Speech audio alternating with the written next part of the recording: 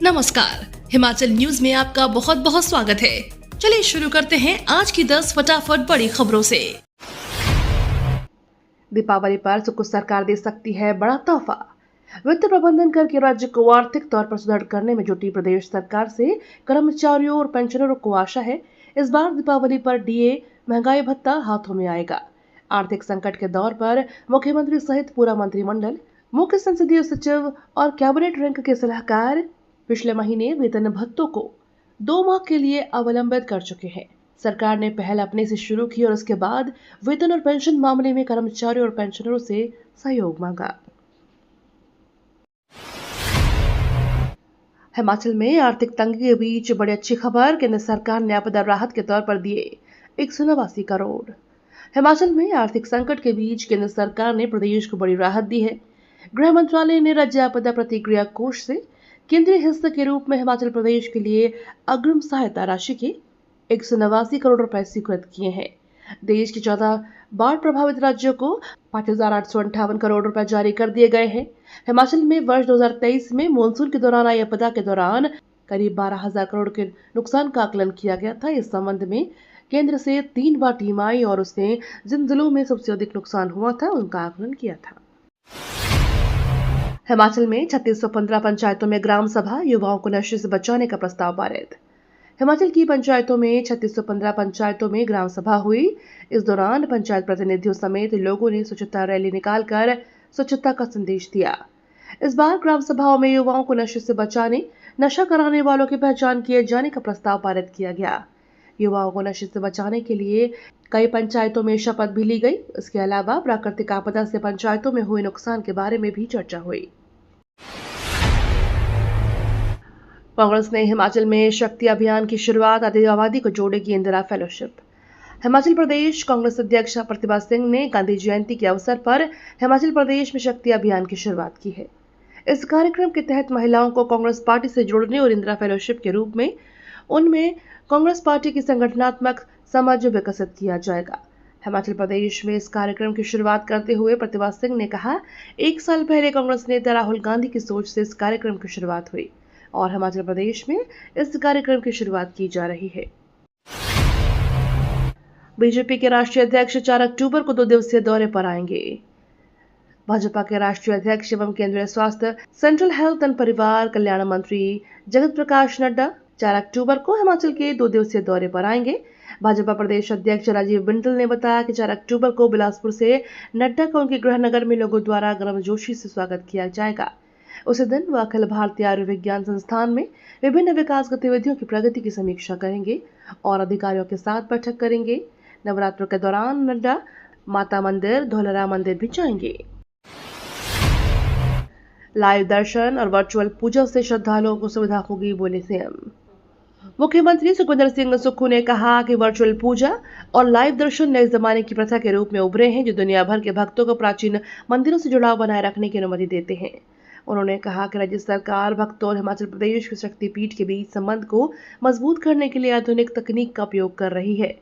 उन्होंने कहा कि नवरात्रों की शुरुआत के साथ ये ऑनलाइन उपकरण उन भक्तों के लिए वरदान साबित हो सकते हैं जो महत्वपूर्ण मंदिरों में जाने से असमर्थ हैं।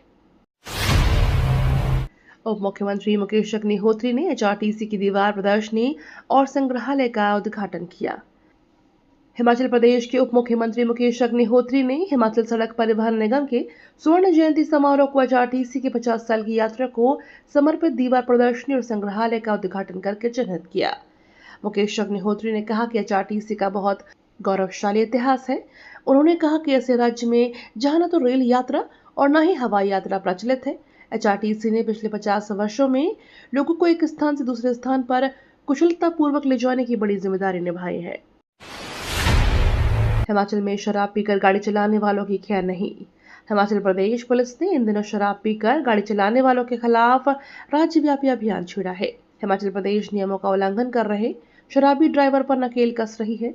हिमाचल प्रदेश पुलिस महानिदेशक डॉक्टर अतुल वर्मा ने बताया कि पुलिस ने इस अभियान के दौरान शराब पीकर गाड़ी चलाने वाले 483 वाहन चालकों के ड्राइविंग लाइसेंस निलंबित करने की सिफारिश भी की है। हिमाचल प्रदेश के सभी मंदिरों में होगा हनुमान चालीसा का पाठ, 5 अक्टूबर पर सबकी नजरें। हिमाचल प्रदेश में मस्जिद विवाद और अवैध प्रवासियों के खिलाफ 4 अक्टूबर को देवभूमि संघर्ष समिति की ओर से प्रदेश के मंदिरों में हनुमान चालीसा का पाठ करने का आह्वान किया गया है। देवभूमि संघर्ष समिति ने 4 अक्टूबर को प्रदेश के मंदिरों में हनुमान चालीसा के पाठ करने का फैसला लिया है। वहीं इस मुद्दे पर समाज को जागरूक करने और बीते 28 अक्टूबर को हमीरपुर में प्रदर्शन के दौरान जान गंवाने वाले स्वर्गीय वीरेंद्र परमार को श्रद्धांजलि अर्पित कर उनके हिंदू समाज के लिए किए गए बलिदान को उनको याद किया जाएगा। बनखंडी चिड़ियाघर में वन्य प्राणियों के अनुकूल बनेगा मौसम। हिमाचल प्रदेश के जिला कांगड़ा के बनखंडी में बनाए जा रहे जू में वन्य प्राणियों के अनुकूल मौसम बनाने के लिए भी काम किया जा रहा है। इसके तहत 4 बड़े वाटर हार्वेस्टिंग डैम बनाने के साथ चट्टानी हिस्सों में घास और पौधे उगाए जाने की योजना बनाई गई है, जिसमें वनखंडी में दिखने वाली बड़ी चट्टान के ऊपर मिट्टी की बड़ी परत बिछाई जाएगी, जिसके बाद इसमें घास और पौधे लगाए जाएंगे। उक्त प्रपोजल को IIT रुड़की को भेजा गया था, जहां से ग्रीन एरिया बनाने के लिए सहमति भी मिल गई है। BSNL 31 दिसंबर तक आदिवासी जिलों में ऑप्टिकल फाइबर केबल बिछाएगा।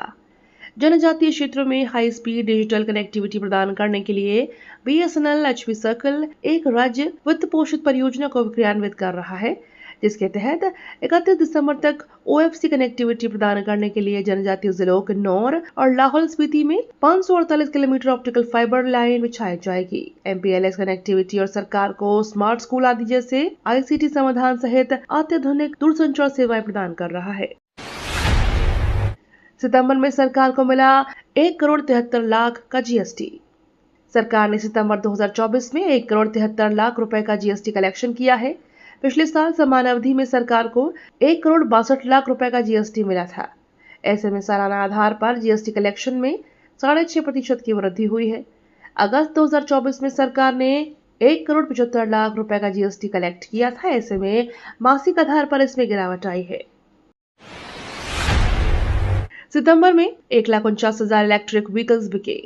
भारत में सितंबर 2004 में 1,49,000 इलेक्ट्रिक व्हीकल्स बिके हैं, जबकि सितंबर 2023 में 1,19,000 EV बेची गई थी। इस तरह की सभी की EV की बिक्री में सालाना आधार पर 25% की तेजी देखने को मिली है। सितंबर में बेचे गए 1,49,000 इलेक्ट्रिक व्हीकल्स में से 88,000 टू व्हीलर शामिल हैं। इलेक्ट्रिक कारों की बिक्री का आंकड़ा घटा है।